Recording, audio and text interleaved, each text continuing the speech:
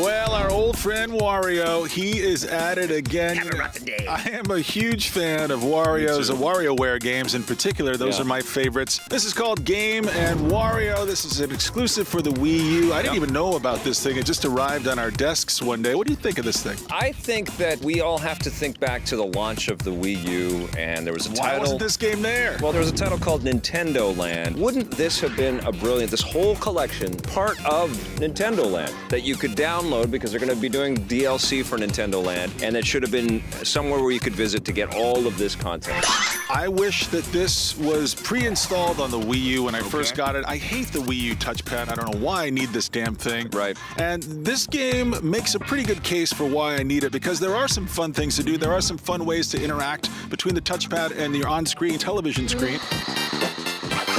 The first game that you play in this, and this works exactly like WarioWare, you just work your way through a series of tiers of mini games. The first one is called Arrow. They didn't really spend a lot of time thinking up the names to these things, and so basically guys are walking towards you, or you have targets to shoot at. You pull back on the touchpad, and then you shoot your arrow at these guys. I couldn't believe how much fun it was to do like that. The Throwing Stars game in Nintendo Land. But it felt like there was some real skill involved.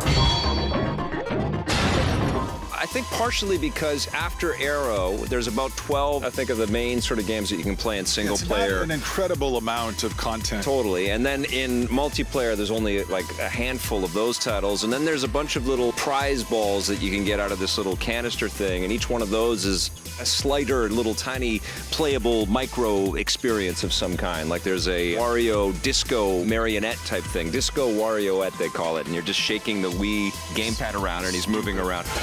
I think what has always been great about the Wario Land games is that there's this kind of sassy, kind of poke in the eye kind of vibe about the video game industry included in the comedy of these titles, and I've always appreciated that.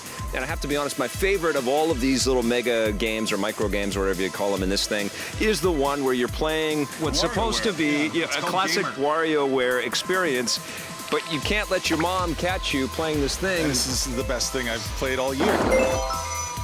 That was very, very smart. For all of these things, and some of them are incredibly slight, and there is one where you're playing Dribble and Spitz, which is the dog and the cat, and he's driving a taxi around a barnyard, and you're shooting UFOs that are trying to suck up sheep, and they're going back and forth from driving in a first person on the touchpad, on the gamepad, and you're looking at sort of a map screen on your TV screen, and going back and forth. I started to feel that weird kind of annoyance when I just felt like you're giving me too many things to worry about.